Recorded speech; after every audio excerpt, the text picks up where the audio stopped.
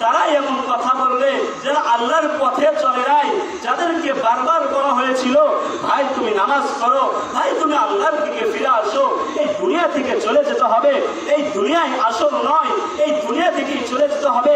তোমার দাদা দাদি একটা সময় ছিল কিন্তু এখন কিন্তু নাই, তোমার বাবা মা একটা সময় ছিল এখন কিন্তু নাই, তোমাকে এমনই ভাবে চলে যেতে হবে। বারবার বলার পরও বারবার মসজিদের মেম্বার থেকে আওয়াজ দিয়েছিল, মহল্লার ইমাম সাহেবরা বারবার সতর্ক করেছিল, তাবলীগের লোকেরা হাতে পায়ে ধরেছিল, ভাই এই দুনিয়া থেকে চলে যেতে হবে, আল্লাহর দিকে আসেন, আল্লাহর দিকে আসেন। ভাই আপনাকে আমি কামাই করতে নিষেধ করি নাই, টাকা কামাইতে নিষেধ করি নাই, কিন্তু ওই টাকা কামাইন না যেই টাকা কামাইলে আল্লাহ নারাজ হন, যেই টাকা কামাইলে আল্লাহ রাগ করেন, হযরত মুহাম্মদ সাল্লাল্লাহু আলাইহি ওয়াসাল্লাম রাগ করেন, ওই টাকা আপনি কামাইন না, ওই টাকার দরকার নাই। ওই টাকা কামান যেই টাকা কামাইলে আমার রব খুশি হয়, যেই টাকা কামাইলে উম্মতে মুহাম্মাদের ফায়দা হয়, যেই টাকা কামাইলে দ্বীনের ফায়দা হয়, মানুষের ফায়দা হয়, জাতির ফায়দা হয়, সেই টাকাই কামান।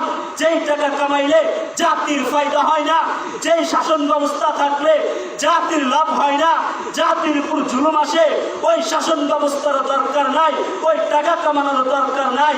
এই দুনিয়া থেকে চলে যেতে হবে, এই কথাটা মাথায় নিয়ে দুনিয়াতেই চলেন, তাহলে আপনি একালেও সুখী হতে পারবেন, পরকালেও সুখী হতে পারবেন।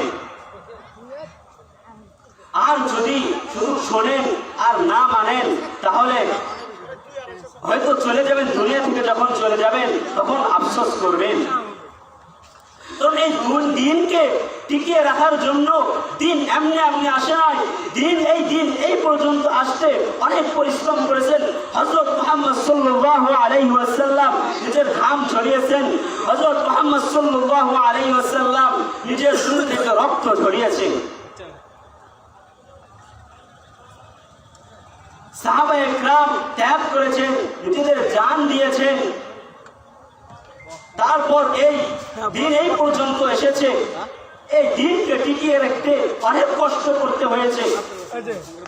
কাউকে কাউকে যুদ্ধের ময়দানে শহীদ হয়েছেন, কেউ উত্তপ্ত বালুর মধ্যে জ্বলন্ত